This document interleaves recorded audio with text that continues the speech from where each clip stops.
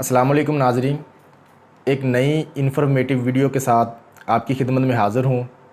उम्मीद करता हूँ आप सब खैरियत से होंगे। आज हम बात करेंगे सेल्फ़ मेडिकेशन के तौर पर इस्तेमाल होने वाली दवाई टैबलेट डिस्प्रिन के बारे में। ये ऐसी मेडिसन है जिसका बहुत ज़्यादा इस्तेमाल किया जाता है। आम तौर पर लोग घर में अपनी मर्ज़ी से सर दर्द वगैरह में डिस्प्रिन का इस्तेमाल करते रहते हैं। चूँकि हर दवाई के कुछ फ़ायदे और कुछ साइड इफ़ेक्ट्स होते हैं, इसी तरह डिस्प्रिन के भी बहुत सारे साइड इफ़ेक्ट्स हैं जिनके बारे में बहुत कम लोग जानते हैं। तो इसी वजह से अक्सर लोगों को डिस्प्रिन के इस्तेमाल की वजह से कई किस्म की पेचीदगियों का सामना करना पड़ता है। तो आज की इस वीडियो में हम बात करेंगे कि डिस्प्रिन की गोली के क्या क्या फ़ायदे और क्या क्या नुकसानात हैं, किन लोगों को ये दवाई इस्तेमाल करनी चाहिए और किन लोगों को ये दवाई इस्तेमाल नहीं करनी चाहिए।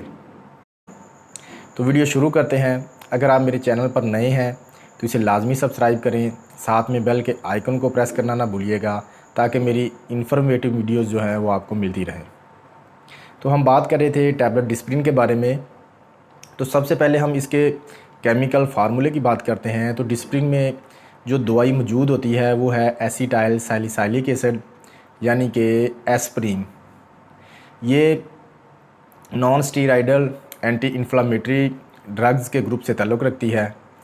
इसके इस्तेमाल की बात करें तो ये नॉर्मल से दरमियाने दर्जे के दर्द को कम करने के लिए इस्तेमाल होती है। मसलन सर दर्द के लिए इस्तेमाल होती है, दांत दर्द के लिए, टेम्परेचर को कम करती है, औरतों में मेंसेस के दर्द को कम करने के लिए इस्तेमाल की जाती है, जोड़ों की तकलीफ़, गाउट जो होता है, गठिया जो बीमारी है उसमें इसका इस्तेमाल किया जाता है। इसके अलावा ये नज़ला ज़ुकाम में भी काफ़ी फ़ायदा देती है। इस्तेमाल का तरीका सब जानते हैं कि एक गिलास पानी में 1 या 2 टैबलेट जो है वो हल करके पीते हैं, लेकिन एक चीज़ का ख्याल रखना ज़रूरी है कि इस दवाई को कभी भी खाली पेट इस्तेमाल ना करें, वरना आपका जो मैदा है वो डिस्टर्ब हो सकता है। अब इसके साइड इफ़ेक्ट्स की बात करते हैं और ये भी बात करेंगे कि किन लोगों को इसका इस्तेमाल बिल्कुल नहीं करना चाहिए। साइड इफ़ेक्ट्स में इसके इस्तेमाल से सीने में जलन हो सकती है, बदहज़मी हो सकती है, कानों में घंटी की आवाज़ आना ये प्रॉब्लम हो सकता है, उल्टी आना, मैदे और पेट में तकलीफ़, पेट में बेचैनी महसूस होना, मैदे की सोज़श हो सकती है, मैदे और पेट में अल्सर हो सकता है। जो लोग इसका लॉन्ग टर्म यूज़ करते हैं, आए दिन डिस्प्रिन का इस्तेमाल करते रहते हैं, उन लोगों में मैदे में अल्सर होने का बहुत ज़्यादा रिस्क मौजूद होता है। तो अगर मैदे में अल्सर हो जाए तो उससे फिर उल्टी या पखाने के साथ खून आ सकता है। चूँकि ये दवाई खून को पतला करती है, खून में से जो प्लेटलेट्स हैं उनको कम करती है, तो इसके ज़्यादा इस्तेमाल से आपका खून पतला हो सकता है। खून के जो जमने का टाइम है, क्लॉटिंग टाइम, वो बढ़ जाता है, जिससे होता ये है कि अगर मरीज़ को कोई ज़ख़म हो जाए तो उससे खून बहता रहता है और जल्दी रुकता नहीं है। ये इसके कुछ कॉमन साइड इफ़ेक्ट्स हैं। इसके अलावा जिन लोगों को डिस्प्रिन सूट ना करे उनको इसके इस्तेमाल से एलर्जी का रिएक्शन भी हो सकता है।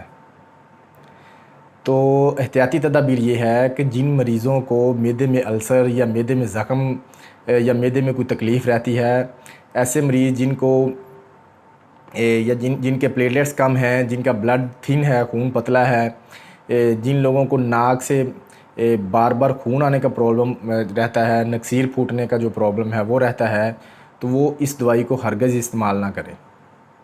इसके अलावा ऐसे लोग जिनको बवासीर का प्रॉब्लम है, पखाने के साथ खून आता हो, या जिनको खून की कभी उल्टी आई हो, या ऐसे लोग जिनके ज़ख़म से जल्दी खून ना रुकता हो, वो भी इसको हरगिज़ इस्तेमाल ना करें। अगर ऐसे लोगों को डिस्प्रिन का लाजमी इस्तेमाल करना है तो अपने डॉक्टर से पहले मशवरा लाजमी करें।